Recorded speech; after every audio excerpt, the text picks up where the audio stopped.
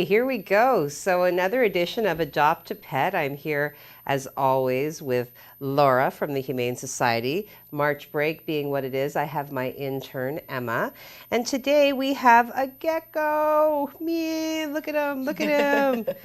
He's already been quoting us on auto insurance. I had to work that in there because, short of speaking British, here he is. Look at him. Does he have a name? No, he doesn't. He's just a standard little leopard gecko. But no, he's currently nameless. We haven't had anything that suited him yet. He squawks. I'll tell you that much for free. Yeah. Okay, so let's talk about the care and the upkeep of a gecko. So geckos are a bit easier, I find, than the bearded dragons. Okay. As I had mentioned, that they're a little bit more of like a good beginner reptile. They're fairly easy. Okay. So their care, they can have a smaller enclosure than your bearded dragons can. They need access to a good clean water source, humidity to help them shed, because he's just about to shed. He's a little bit dull. Okay. So he's probably going to shed very soon. And then access to the bugs that they like. Okay. He's been loving the waxworms and the superworms. And we talked with the bearded dragons, we talked a lot about the superworms, so I'm not going to go there again. Now, I noticed that every now and then he shoots his little tongue out. Now, it seems quite thin, like the bearded dragons had like a thicker sort of attached tongue. Yeah. This guy just keeps sort of putting it out there. So, so can you even estimate how old he is? Or? Oh, it's really hard. I don't, maybe someone who knows a little bit more about them would be able to tell. I think it's an adult. It's definitely a full grown. Okay. This is as big as they'll get. Oh, okay. And depending on whether it's a male or female, again, I'm not sure. They can be in pairs too. So, okay. yeah, they can. Do they prefer to be social, or? Some of them do. It's a personality thing. Yeah, it is. Aww. If they're used to being with others, then they'll be lonely like we would if we were suddenly alone, sort of thing. Okay. And so this little guy was with others, or? Not that we know of, but May have done. yeah, but he probably would if somebody's got existing ones. They could probably try introducing. Okay. Now, with the bearded dragons, because we have talked a little bit about the vet shortage in the community, and with the care of our furry friends, the requirement that you have a vet. Now, with the bearded dragons, as specific as they were, you thought that there might be some flexibility about the vet clause, particularly if they were experienced. Right. Yes. And I mean, the one vet in town that does deal with these guys is pretty amazing at taking on new clients just for the reptiles. I mean, they don't, it's not like an annual vaccine sort of situation. Typically, they only get seen if there's like concerns or problems. Right.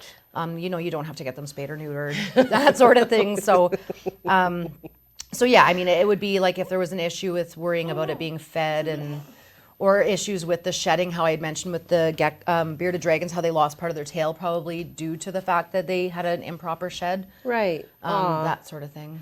Okay. So how long have you had this little man? I've had this little guy probably close to a month now. Close to a month. Yeah, he was a little bit underweight when he came in, so we had to beef him up a bit. The tail stores the extra fat in case, like in the wild, that they don't have access to food for a bit. His was pretty thin, so he's done well. He's put on some weight, and he's active. He's very active. Yeah. Look at him go. He's like, man. Yeah, it's the same thing with these guys too. That you'll want to make sure that you gut load your bugs and things like that. Oh, right, so that they're getting the nutrients. Because these guys can get like metabolic bone disease, and it's a lack of calcium in the diet. Okay, all right. So that's just something they've got to supplement calcium. I don't want to put him on the table. He likes to be warm, and the table is cool. We don't want to risk him running away either. No. Okay, so as always, you would fill out your application in advance.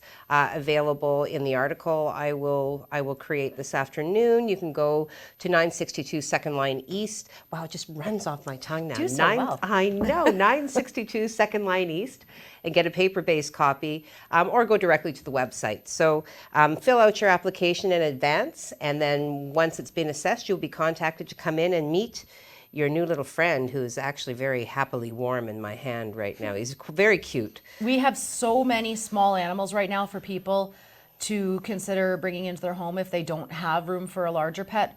Dozens of rats, mice still. We have budgies, we have a parrot, guinea pigs. Now we've got the gecko. We still have the 3 bearded dragons. So all sorts of small critters for every home. Aw, okay. Well, as always, I love to see what comes in. Um, and this little guy was worth it. He won't stand on his hind legs, though, and I confess to being a little bit disappointed, but still a charming little creature. So, yes, you can hold him. So, thank you very much for watching, Laura. Thank you Thank for you. coming, and we look forward to you tuning in again next week to see what Laura will bring for us to play with. All right. Have a great weekend. Happy St. Patrick's Day.